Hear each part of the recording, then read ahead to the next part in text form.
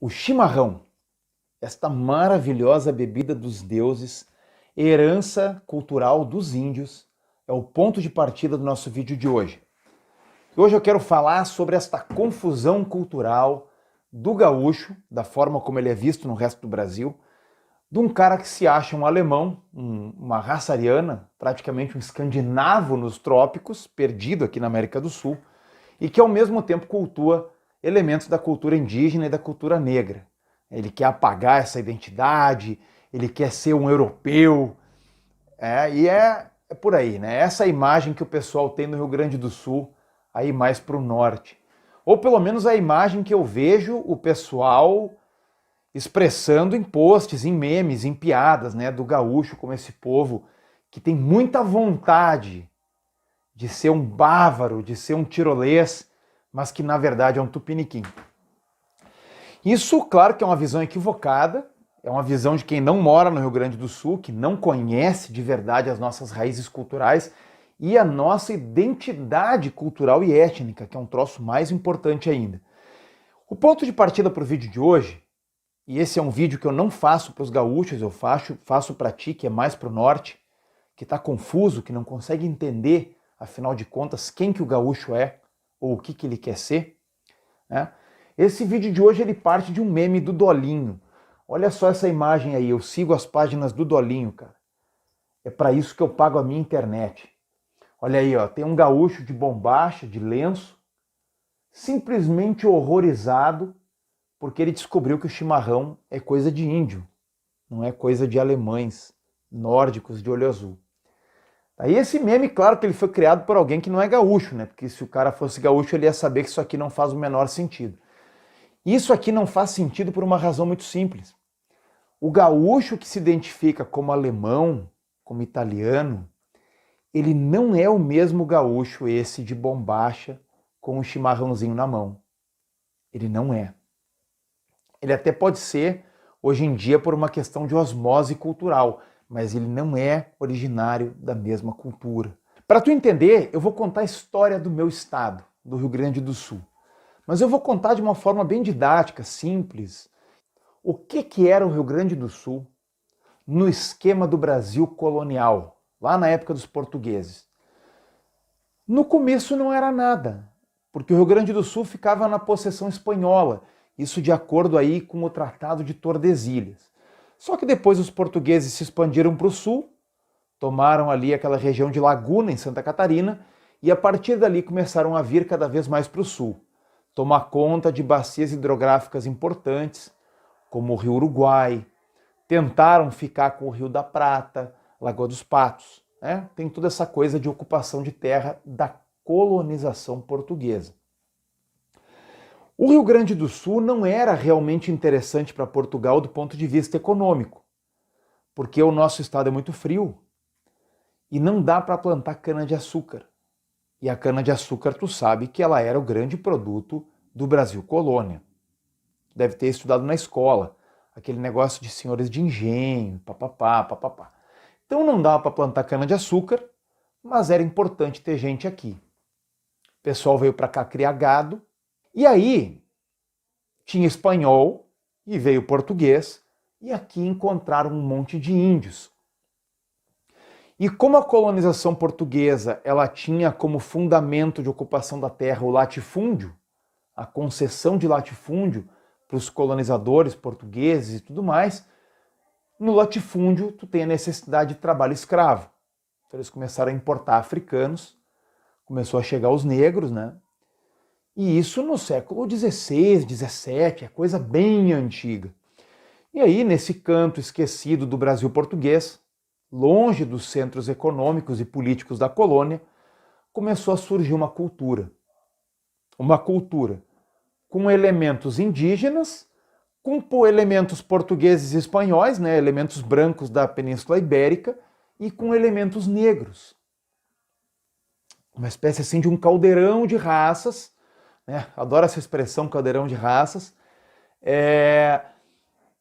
Cara, e desse amálgama de culturas muito diferentes, índio, negro e português, né, espanhol, surge o gaúcho. Esse cara aqui, o gaúcho, ele é mestiço e ele tem elementos de cultura e de comportamento dessas raças todas. Esse aqui é o gaúcho da região sul do estado, do Pampa e da fronteira. Ó. Aquele gaúcho a cavalo, bravio, meio aguerrido, que viajava por aí com as tropas, dormia em galpão.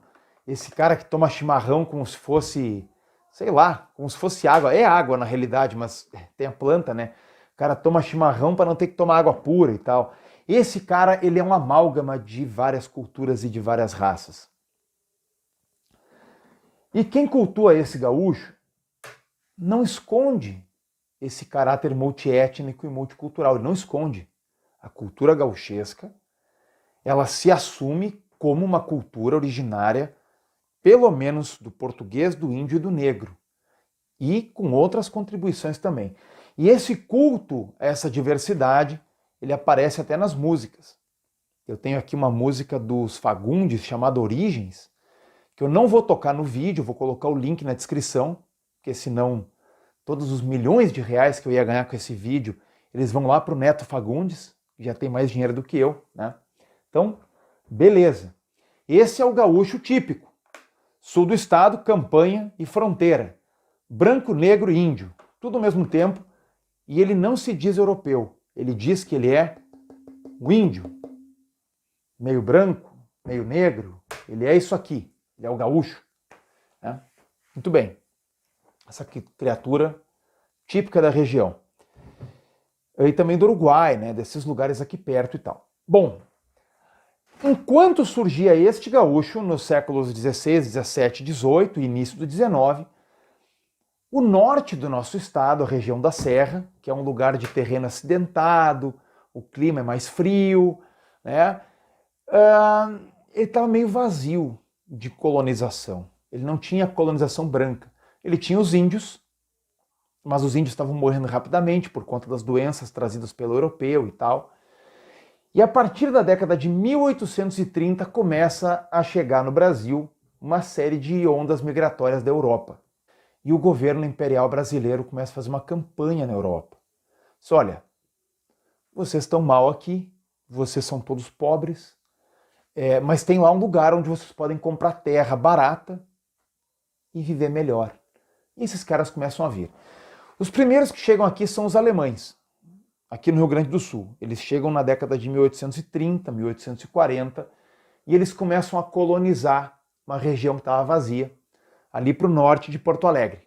Novo Hamburgo, São Leopoldo, Igrejinha, onde hoje tem a Oktoberfest, maravilhosa, né? Começam a se espalhar por ali. E esses colonos, eles chegam já depois da proibição do tráfico negreiro. Então eles não têm escravos. Eles compram as suas colônias, são 30, 24 e nas terras mais planas e férteis 18 hectares. Tá? Começam a comprar e depois deles começam a chegar os italianos, e os poloneses, e os russos e os finlandeses. E essa galera se espalha pela Serra Gaúcha. Então aqui tu está percebendo, né? Tu tem no sul do estado um gaúcho, que é português, índio, negro, muito antigo, caldeirão de raças, e ele não diz que ele é europeu, ele assume que ele é produto de uma miscigenação, tanto racial como cultural. Ele assume e ele cultua essa origem. E tu tem depois novos tipos de gaúcho, que são imigrantes da Europa Central. Alemães, italianos, poloneses, essa galera toda, né? Da Europa Oriental, do Sul, europeus, né? De cepa mais nova. Eles vêm de outros lugares da Europa que não Espanha e Portugal, né? Então eles começam a chegar. E essa galera monta essas cidades. E aí, como eles não podiam comprar escravos, e nem tinham dinheiro para isso também, tu não tem a presença do elemento negro. E também tu não tem mais quase indígena na região. Então as cidades que surgem são cidades, digamos assim, eu não gosto de usar esse termo, mas eu vou ter que usar, culturalmente puras, digamos assim. Elas não têm muita mescla cultural. Um grupo de italianos monta uma cidade num ponto da serra e naquela cidade só vai ter italiano. Os alemães montaram uma cidade em outro lugar, só vai ter alemão. Claro, depois ao longo dos anos vai acontecendo uma troca de população, as pessoas vão migrando, vão se mudando, tu tem a italianada e o alemãozedo lá que começam a ir a Porto Alegre, alguns casam com pessoas de outras etnias, aí já mistura na família outros elementos culturais, né? Mas tu tem até hoje cidades na Serra Gaúcha e no Vale dos Sinos e naquelas regiões ali, onde não aconteceu nenhuma mistura, onde todos os habitantes são descendentes dos imigrantes originais. Então, aí a gente vem para o ponto, que é o do gaúcho que se diz europeu, é o gaúcho que se diz alemão. Já ficou bem claro que esse gaúcho não é o mesmo gaúcho tomador de chimarrão. Embora ele possa tomar chimarrão, né? Porque hoje em dia tem para vender em qualquer lugar do estado, o cara vê na TV, né? Ele vai por osmose pegando valores de outras regiões do estado. Mas tu tem cidade na Serra, colonizada por alemães, em que as pessoas falam alemão na rua. E todo mundo descende dos imigrantes. E não é porque eles querem dizer que são europeus, dizer que são nórdicos e tal. É porque é a cultura que eles têm em casa. Ele está dizendo isso porque é a cultura que ele tem em casa. Porque ele realmente, provavelmente, cresceu dentro de uma casa aonde a tradição não vem desse cara aqui. Né? Da bombacha, do lenço. Talvez o bisavô dele usava, sei lá, um lederhosen. E a gente não nutre nenhuma ilusão de que a gente descende de barões, de ricos. A gente sabe que a gente descende dos pobres da Europa. A gente sabe que a gente descende de gente muito sofrida. Inclusive, a grande fonte de orgulho da população de imigração italiana e alemã e polonesa é o fato de os antepassados terem construído essas cidades maravilhosas, tipo Bento Gonçalves, assim, a partir de uma vida completamente miserável. O cara entrava lá no mato com um machado para cortar madeira para fazer uma casa e começar a vida dele, entendeu? Ninguém tem a ilusão de que é barão, de que é conde de Savoia, né, da Bavária, sei lá, a gente sabe que não é. Bom, quer dizer, tem uma galera que acha, né?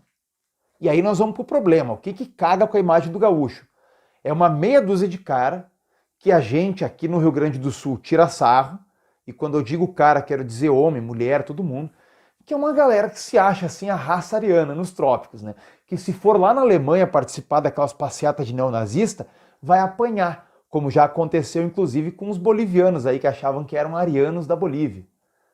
Com essa cara aí, tu vê, é uns índios, né? É aqueles índios que tocam flauta na Praça da Matriz, ali em Porto Alegre, na praça da prefeitura, né, cara? Mas enfim, todo lugar tem idiotas. Só que a maior parte dos gaúchos não é idiota. A gente dá risada desses caras. E a gente tem essa identidade cultural diversa. Tu tem o gaúcho, que encontra suas origens aqui no índio, no português, no gaúcho, gaudério.